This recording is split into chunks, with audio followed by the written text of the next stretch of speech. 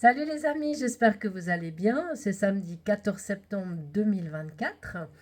J'ai envie de vous lire un extrait de texte du texte original de monsieur Christian Hoffmann. J'ignore qui est ce monsieur Hoffmann, mais je le remercie pour son texte et sa prise de position. J'ai légèrement raccourci certaines phrases et amélioré le texte apparemment qui est tiré d'une traduction de, je pense, de l'allemand.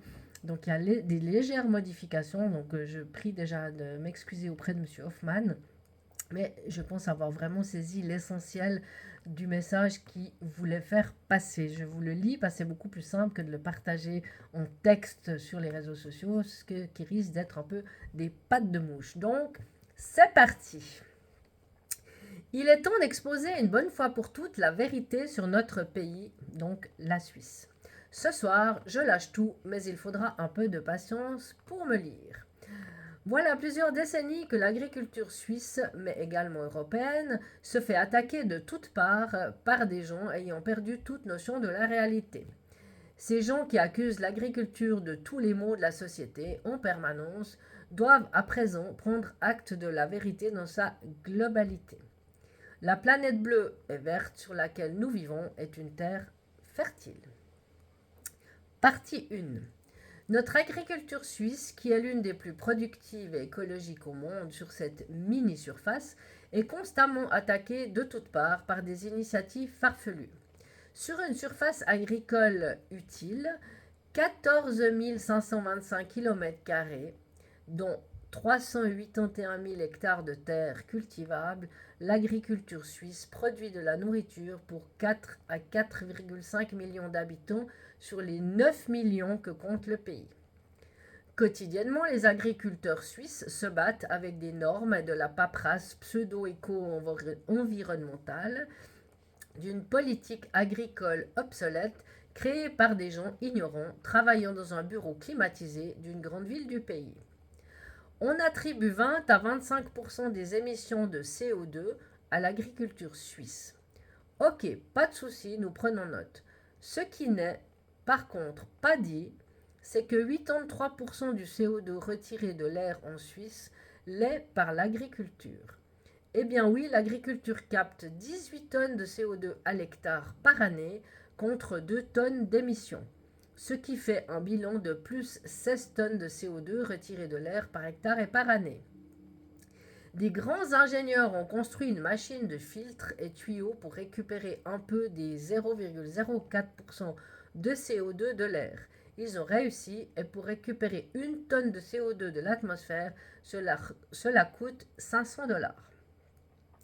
Le calcul n'est pas très compliqué. La surface agricole utile suisse capte 1 452 500 hectares multiplié par 16 tonnes égale 23 240 000 tonnes de CO2 par année. Les agriculteurs faisant toujours des rabais, nous prenons 400 francs la tonne au lieu de 500 $. Le service offert à la société par l'agriculture est de 23 240 000 tonnes fois 400 francs, égale à peu près 9 milliards 296 000 francs suisses par année. Les 2,8 milliards de paiements directs, subventions, par année, sont loin de couvrir les services fournis par l'agriculture suisse à la société. À présent, pour envoyer la facture à l'État, il faut encore définir combien d'années on retourne en arrière, 20 ans, 50 ans ou 100 ans. Partie 2. La biodiversité sur la planète bleue et verte. Les initiants pour l'initiative sur la biodiversité en votation ce 22 septembre 2024 parlent d'abeilles, de bourdons, d'oiseaux et de fleurs. Ils ne savent apparemment pas exactement de quoi ils parlent. En effet, 66% de la masse vivante de la planète de la biodiversité vit en dessous du sol. Du coup, seul un tiers vit en dessus du sol, dont justement les abeilles, les oiseaux et les fleurs. Pas une seule de leurs déclarations n'a parlé une fois des vers de terre, des crabes, des limaces ou autres mollusques. Nous avons donc la preuve irréfutable que les initiants pour la biodiversité ne savent pas de quoi ils parlent. La biodiversité du sol est la nourriture pour les êtres vivants qui vivent en dessus. Si je vais travailler mon champ avec le tracteur, alors que j'ai déjà un renard à mes côtés pour chasser le campagnol et la taupe, je remonte à la surface des vers, des limaces, etc. Puis le défilé commence avec les cigognes, les buses, les mouettes, les corneilles. Tous viennent se nourrir de la biodiversité du sol de mon agriculture. Faisons le même exercice sur une route ou un bâtiment. Si l'on détruit la route ou le bâtiment, puis on retourne la terre, pas un seul oiseau ni renard ne viendrait prendre son repas sur cette terre stérile. Il n'y a pas photo, les infrastructures de l'État et la construction de villes tuent la biodiversité du sol, mais également ce qui suit, contrairement aux sols agricoles. Si nous voulons augmenter la biodiversité en Suisse, l'être humain prenant trop de place, il faut détruire toutes les villes de plus de 6000 habitants afin de garantir la surface pour la biodiversité. Si nous retournons au Moyen-Âge, à cette époque, ils savaient qu'il ne fallait pas faire des villes plus grandes de 6000 habitants afin de garantir un approvisionnement en nourriture de proximité. Notre politique nationale a voulu une Suisse à 9 millions d'habitants, donc maintenant, il faut en assumer les conséquences avec du trafic surchargé, de l'air moins propre et moins de place pour la verdure. C'est quand même le sommet que l'on pointe du doigt. L'agriculture qui est le métier qui nourrit le plus d'êtres vivants. Nous vivons dans une société complètement déconnectée de la réalité, de la nature et de la biologie. C'est pour cette raison que je recommande de voter non à l'initiative extrême sur la biodiversité. Partie 3. Si les insectes des années 90 vous manquent, depuis 3 décennies, les pesticides agricoles sont régulièrement pointés du doigt pour la diminution des insectes. Sachez que les restrictions au niveau des pesticides en Suisse sont les plus strictes au monde. Il est quand même étrange que depuis des restrictions de pesticides à la fin des années 90, nous avons eu une diminution drastique de la population d'insectes. On ne va pas dire que les pesticides faisaient du bien aux insectes, mais il faut regarder ailleurs. La diminution des insectes coïncide exactement avec la mise en place des réseaux de téléphonie mobile. D'abord le GSM, puis la 2G, ensuite la 4G et aujourd'hui la 5G. Différentes études peu publiées l'ont démontré.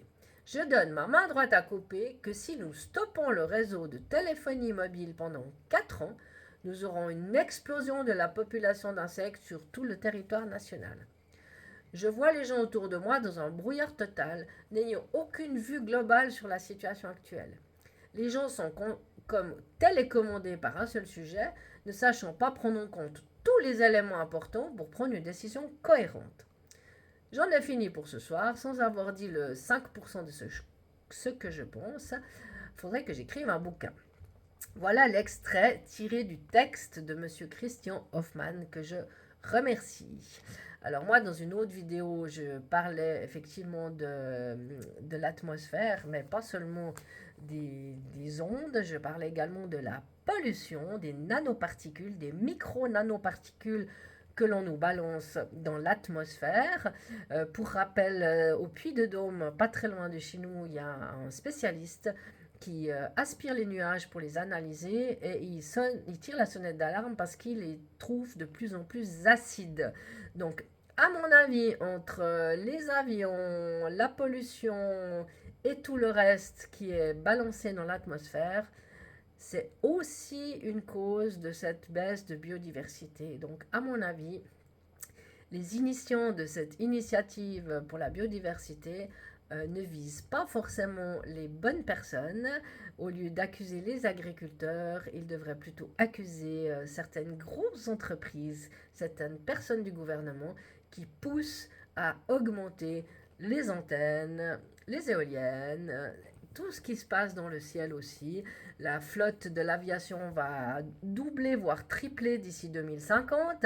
Donc, à mon avis, c'est ceci qu'ils devraient viser. Et vu qu'ils ne veulent pas viser ceci, parce que je leur ai écrit, moi, je vais voter, je pense, certainement non à l'initiative pour la biodiversité. Donc voilà, je vous laisse vous faire votre avis et puis peut-être écouter cette vidéo et la partager si ce texte vous parle. Mais je trouve qu'il est très intéressant. La première partie est un peu plus technique. Moi, j'y connais pas grand-chose parce que je ne suis pas agricultrice.